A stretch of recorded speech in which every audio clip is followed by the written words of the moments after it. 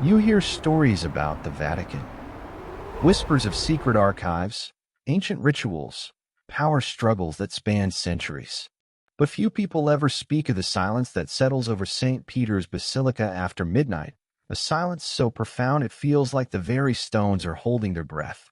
I knew that silence intimately. For 7 years, I was part of the night security team, a silent guardian in the colossal heart of Catholicism.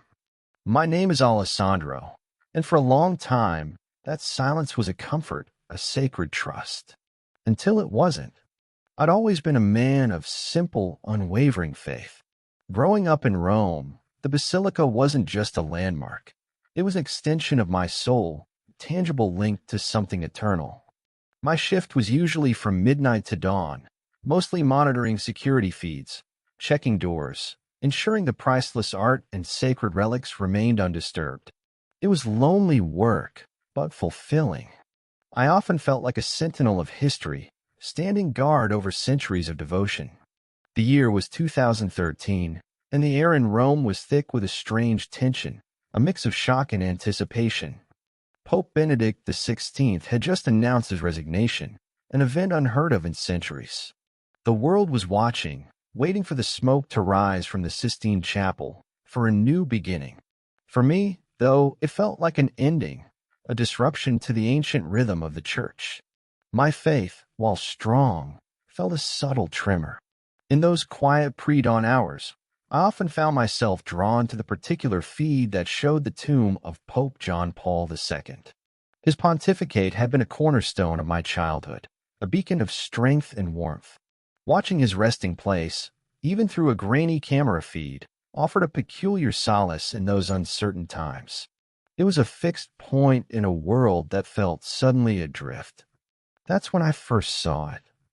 It was just after 3 a.m. The Basilica was a vast, echoing cavern of shadows and hushed reverence, even empty. On my monitor, the tomb of Pope John Paul II was bathed in the dim, perpetual glow of the ambient lighting. I was sipping cold coffee, half dozing, when a flicker caught my eye. At first, I thought it was a dust motes reflecting the light or a momentary camera glitch. But then it solidified. A soft, warm glow, like concentrated moonlight, began to form directly above the tomb. It started small, a nebulous orb, then slowly, almost imperceptibly, it began to expand. My breath caught in my throat. This wasn't a glitch. The light was too steady, too purposeful. It pulsed with a gentle, rhythmic beat, growing brighter, expanding outwards, casting soft, ethereal shadows on the surrounding marble. It wasn't blinding. It was inviting, radiating a profound sense of peace. My initial thought wasn't fear, but overwhelming awe. It was a miracle. A sign. Pope John Paul II, watching over us, comforting us in a time of uncertainty. My faith, which had wavered slightly, surged, stronger than ever. I felt tears prick my eyes, a silent, powerful affirmation of belief. The light lingered for what felt like several minutes, a silent, glowing sentinel above the tomb. Then, as gently as it had appeared, it began to recede, contracting back into a tiny point of brilliance until it vanished completely, leaving the tomb once again bathed only in the mundane artificial light. I sat there stunned, my heart thumping a joyous rhythm. I immediately replayed the footage, but the security system, with its aging tech, had conveniently glitched precisely during those minutes. All I had was a blank screen for that segment. I tried to tell my colleague on the morning shift, but without proof, he just chuckled, attributing it to a late night and an overactive imagination. Too much espresso, Alessandro, he'd said with a dismissive wave. But I knew what I had seen, and it filled me with a quiet, sacred joy. Over the next few nights, the light returned. Not every night, not at the same time, but always, always above the tomb of Pope John Paul II. Each time, it was a little different. Sometimes it was just a faint flicker, a brief spark of unearthly luminescence. Other times, it would swell, not as intensely as that first night, but still unmistakably present. My awe remained, but a new sensation began to creep in, a strange, possessive pull. It felt like my secret, a personal blessing. I started timing my coffee breaks to coincide with its usual appearance, my eyes glued to the monitor, waiting. Then the shifts began. Subtle at first, almost imperceptible. The light, when it appeared, seemed to last longer. And as it expanded, I began to see something within its glow. Not a face, not a body, but a faint, translucent outline, a suggestion of a tall, cloaked figure. It was like seeing a reflection in rippling water, constantly just out of focus, but undeniably there. My heart still soared with a twisted reverence, but a chill began to trace its way down my spine. The peace I had initially felt started to curdle into something colder, something less comforting. The figure wasn't just there. It felt like it was observing. It was during the conclave, the period of intense prayer and secrecy when the cardinals were electing the new pope, that the light truly intensified. The world was focused on the smoke, on the succession, on the living church. But I was focused on the dead. Every night, the light was there, larger, brighter, the ethereal figure more defined. It still radiated that profound spiritual energy, but now it felt less like a benevolent presence and more like a demand. I started feeling watched, even when I wasn't in front of the monitors. A subtle prickling sensation on the back of my neck. A sudden, inexplicable drop in temperature in my isolated security booth. The vast silence of the Basilica no longer felt comforting. It felt heavy, expectant, as if something immense was listening. I would walk through the echoing halls on my patrols, flashlight beam cutting through the darkness, and swear I saw fleeting shadows coalesce at the edges of my vision, only to dissipate when I turned. My sleep became restless, haunted by vivid dreams of the Basilica, of an endless, glowing corridor, of a figure shrouded in brilliant light, always just out of reach. My colleagues noticed my change. I was drawn, pale, my eyes perpetually tired but strangely wide. I stopped making small talk, my mind consumed by the vigil. They joked about the Vatican curse or too much time alone with the saints. I just smiled thinly. They didn't understand. How could they?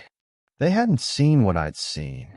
The figure within the light became more distinct, undeniably human-like. A tall, slightly stooped form. The gesture of a hand, raised as if in blessing, or perhaps beckoning. And always its head was slightly bowed, as if in perpetual contemplation or carrying an immense weight. It wasn't the warm, avuncular Pope John Paul II I remembered from television. This was something grander, more ancient, something born of pure spiritual energy, but now imbued with an unsettling intensity. One particularly still night, a few weeks after Pope Francis was elected, the light pulsed with an almost violent intensity. It filled the entire webcam frame, obscuring the tomb beneath. And the figure within it, though still indistinct, seemed to shift, to turn. I felt it. A direct, piercing awareness. It wasn't just watching the camera, it was watching me. Through the lens, through the wires, through the very fabric of the Basilica, its gaze seemed to lock onto my soul. And then I heard it.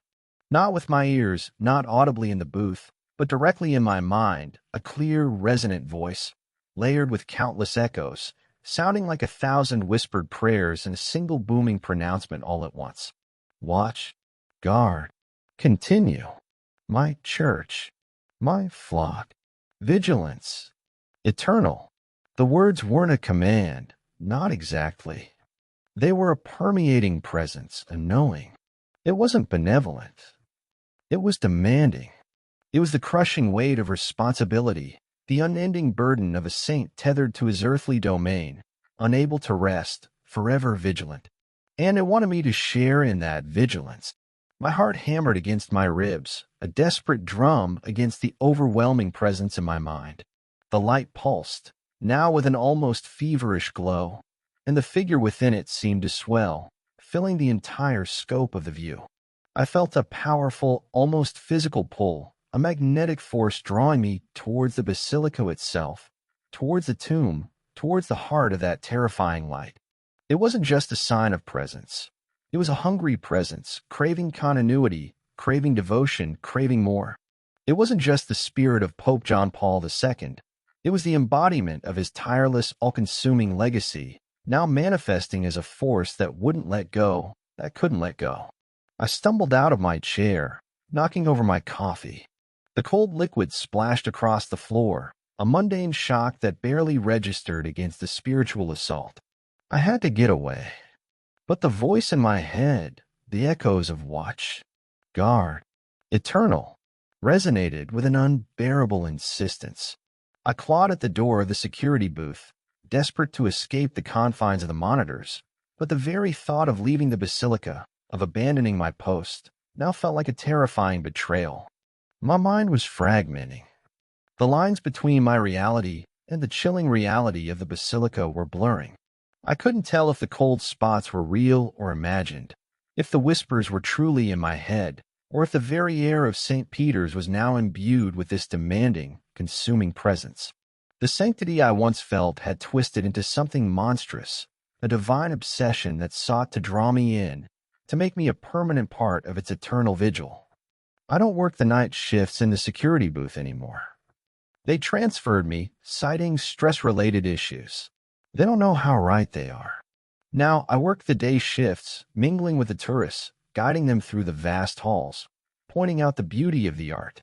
But every time I pass the tomb of Pope John Paul II, I feel it. That subtle prickling sensation, that deep, resonant hum, just beneath the surface of hearing. I feel its ancient gaze on me, even in the bustling crowds, even in the brightest daylight. I know it's still there. The light, the figure, the insatiable vigilance. It's not just a sign. It's a tether holding a powerful spirit to its earthly domain, forever watching, forever guarding. And sometimes, when a basilica is at its quietest, just before closing, I feel that familiar, terrifying pull, the faint whisper in my mind. Watch, guard, continue. I wonder how many others over the centuries have felt its demand, and how many, unlike me, couldn't resist. If you've ever felt an overwhelming presence in a sacred place, or a connection to something ancient that felt more like a burden than a blessing, let me know in the comments below.